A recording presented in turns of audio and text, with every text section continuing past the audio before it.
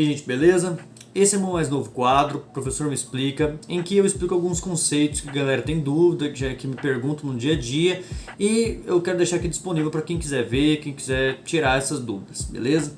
Hoje eu vou falar sobre socialismo e comunismo. Socialismo é uma palavra que pode ser empregada em diversos contextos e pode ter significados diferentes. Mas, enquanto corrente teórica, a gente tem duas principais. A primeira é o socialismo utópico. O socialismo utópico é uma corrente que surgiu ali no final do século XVIII, início do século XIX, por causa das transformações que a Revolução Industrial estava trazendo, a relação entre operário e burguês, a desigualdade social que o capitalismo vai trazer, que já existia, mas enfim, o modelo capitalista de desigualdade, com a concentração de renda e etc. Tudo isso vai fazer com que algumas pessoas, como Saint-Simon, Charles Fourier e outros autores, comecem a pensar que a gente precisava de uma sociedade mais igualitária, uma busca de uma sociedade ideal, né? Por isso que vai ter o nome de utópico, né? A busca de uma sociedade ideal, uma idealização de sociedade justa.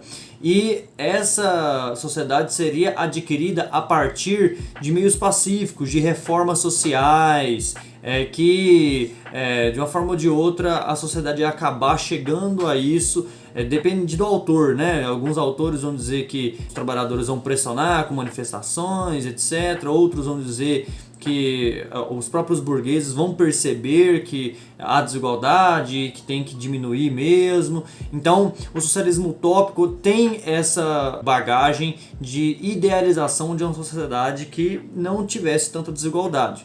Já o socialismo científico é uma corrente que vai surgir com Marx e Engels, quando eles vão escrever. É claro que já tinha surgido, já estavam se movimentando a favor do socialismo científico, mas vai se popularizar a partir da publicação do Manifesto do Partido Comunista. E que vai ter o seguinte aspecto, né? Vai dizer que o socialismo ele tem que ser construído a partir da ótica da materialidade. O que é isso, Gabriel? Não entendi nada. É simples. Em vez de ficar pensando sobre uma sociedade ideal, justa e achar que isso vai vir, ficar esperando isso, fazer cooperativas pacíficas, etc., entender que existe uma luta de classes entre duas classes principais antagônicas, aqui no caso a burguesia e o proletariado, e que para conseguir ter uma superação do capitalismo e da desigualdade, teria que haver uma revolução armada. E inclusive o socialismo científico é uma corrente que vai influenciar várias revoluções ao longo da história, principalmente no século XX, né? A Revolução Russa, a Revolução Cubana, a Revolução Chinesa, a Vietnamita, a Coreana e, enfim, tantas revoluções de cunho marxista que a gente vai ter. Comunismo já é uma palavra que vai denotar um momento da sociedade. Da publicação do Manifesto do Partido Comunista. O Manifesto do Partido Comunista, ele simplesmente organiza as ideias do socialismo científico e o diferencia com o socialismo utópico. Aí você fica assim, como assim? Se é o socialismo científico, o que tem a ver com o comunismo? É o seguinte, gente, a ideia do socialismo científico é a construção de uma sociedade igualitária, com certeza, e o entendimento que, por exemplo, a existência do Estado. Por que existe o Estado? O Estado existe porque existe diferença de classe. No momento em que não tiver mais diferença de classe, vai chegar, depois da Revolução Armada, da construção do socialismo, vai chegar um momento em que a sociedade não necessitará mais de nenhum órgão administrativo de cunho estatal.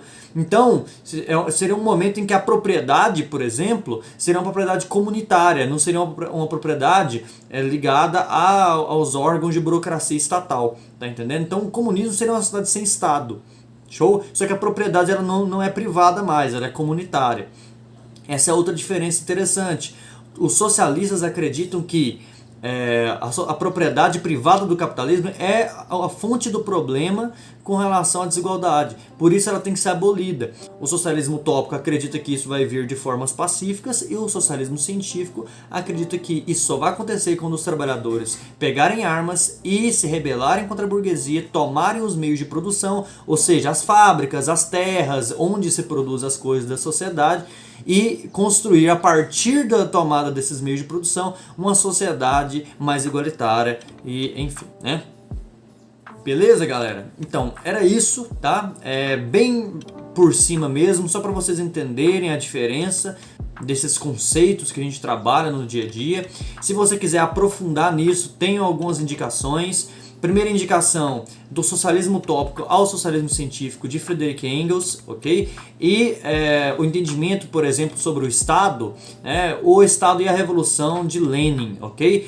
São dois socialistas científicos, né, que vão contribuir muito para explicar essas diferenciações e enfim, né? Se você tem alguma dúvida, coloque nos comentários que eu respondo. Se quiser aprofundar mais, fique livre, né, para também perguntar sobre indicações, sobre algum livro, algum vídeo, algum documentário, que eu respondo também, tá? Belezinha? Tchau, tchau.